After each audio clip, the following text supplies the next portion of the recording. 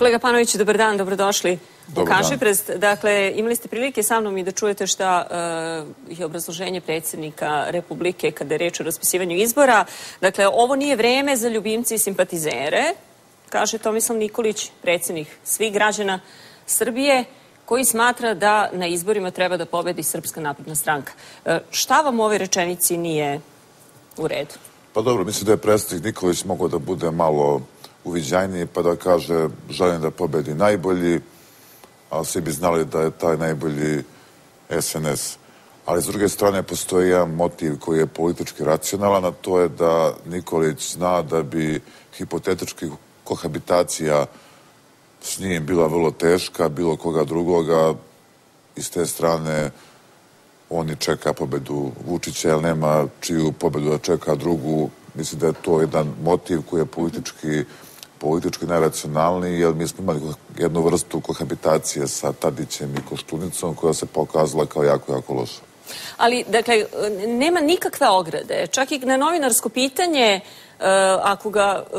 ako bi mu se ponudilo da učestvuje u kampanji, i tad je rekao neće mi biti sramota ako neko iz Srpske napredne stranke zatraži moju pomoć, da tu pomoć i pružim. Ali ono što je moje pitanje, dakle, da li je to stvar sramote ili pitanja može li predsjednik svih građana da sebe stavlja u takvu poziciju?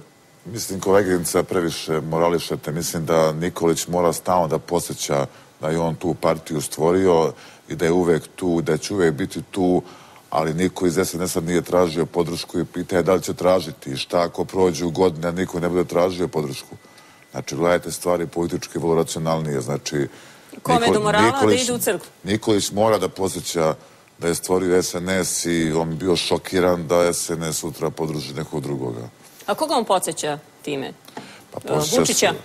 Podsjeća pre svega i celu svoju partiju Vučića, jer raspoloženje u toj partiji je takvo da ima mnogo ljudi koji osjećaju prema Nikoliću moralnu obavezu i uvek postoji ta priča o famoznim Nikolićim ljudima, tako da ta partija još nije doživjela svoju diferencijaciju, a ona će doći kad tad, makoliko Vučić drža ovaj patriotsko-socijalistički demokratski blok ili savez ili narodni front. A to ne očekujete nakon ovih izbora?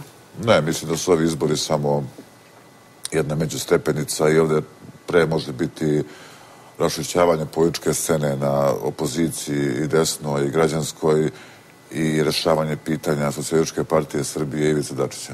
Dakle, što mogu da donesu? Dakle, nama su ovu 4 godine treći parlamentarni izbori, kad se sve ima u vidu i motivacija da se da podrška s jedne strane reformama, a s druge strane ono što se iz opozicije može čuti da se prekine vladavina jednog čoveka. Šta od te dve? Da li su to polovi s kojima se izlazi na izbore? Pa mislim da će glavni opozicija nema drugu strategiju. Mislim, to je da napada vlast za kult ličnosti Aleksandra Vučića i za neke tendencije u toj vlasti koje vuku možda na jednu vrstu autoritarnosti, ajde ne kažem diktature. Mislim, to će biti njihov propagandni način. Je li im to dovoljno? Pa, deo birača na tom polu građansko-evropskom, njih najviše iritira Vučić i oni će probati da motivišu građane da na animozitetu prema Vučiću krenu na izbore, dok će desna opozicija verovatno iće neki rasantima na neku ljubav prema Rusiji, ma što to značilo, a Vučić će napraviti, on će reći da kod mene imate sve, imate i Ameriku i Rusiju i demokratiju i železaru i sve kod mene, tako nema potrebe da mnogo lutate. Dakle, ono što je i rekao Vučić, svi se udružuju protiv nas, njih je mnogo, a mi smo sami, kad je bilo reč o izbornim koalicijama, ujedinjavanjima opozicije na ovoj na onoj strani, ali sami SNS sam izlazi na izbore sa PUPS-om, SNP-om, SP-om, Pokretom socijalista, PSS-om, NSS-om, Samostalnim DSS-om, Novom Srbijom, SDS-om, Rasima Ljajića. Sve to zajedno bez Vučića je ništa, mislim, to je samo jedan ukras. I tu samo pojedince služe Vučiću za određene stvari. Vulin mu je jako koristan ministar, Vuk Drašković mu je koristan za neku stvar. Koju bi mu stvar bio koristan Vuk Drašković? Popović mu je koristan. Pa možda se Vuk Drašković ima vrlo nedvosmislene stavove oko NATO pakta, oko Evropske unije, tu nema dilema. Vuk Drašković stalno posjeća da je Vučić prešao Rubikon, da nema nazad i u tom smislu može da ima neke koristi i da pokupi možda po neki lokalni odbor. Popović mu koristi za Rusiju, ali to su sve partije koje su jako minorne i ne znači ništa. Rasim Ljajić sam po sebi znači nešto, jer daje stabilizaciju koaliciji, ta je partija isto fikcija. To je samo jedan ukras na toj koaliciji. Ali vas SNP ulazak Nenada Popovića na tu listu iznenađuje? No, to je sasvim logično. Mislim da je Popović jedan čovjek koji je prvo iz biznisa, drugo je pragmatičan.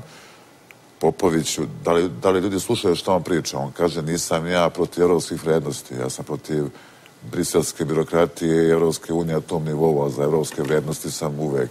On je za evropske vrednosti. Videli ste sa mnom i, dakle, proglašena je lista Demokratske stranke.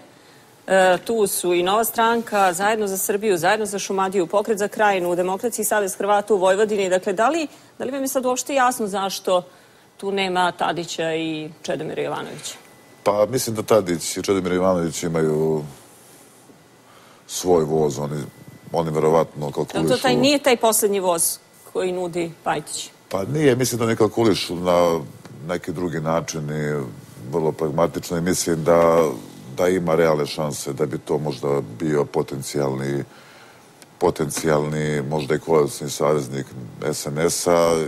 Ja sa neki način, to ne treba da ljudi kritikuju mnogo koji su u opoziciji, jer jednostavno ako neko od tih frakcija sutra priđe Vučiću, to znači da će neka evropska politika u toj stalnoj Vučićevoj podvojenosti možda biti još izraženija i s te strane to i nije loše. Tu mogućnost ne isključujete?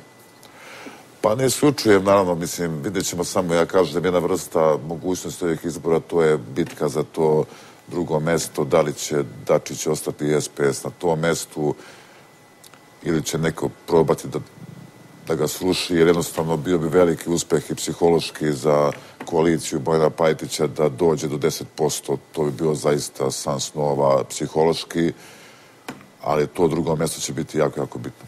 Hvala vam, kolega Panović, na ovom razgovoru. Hvala vama.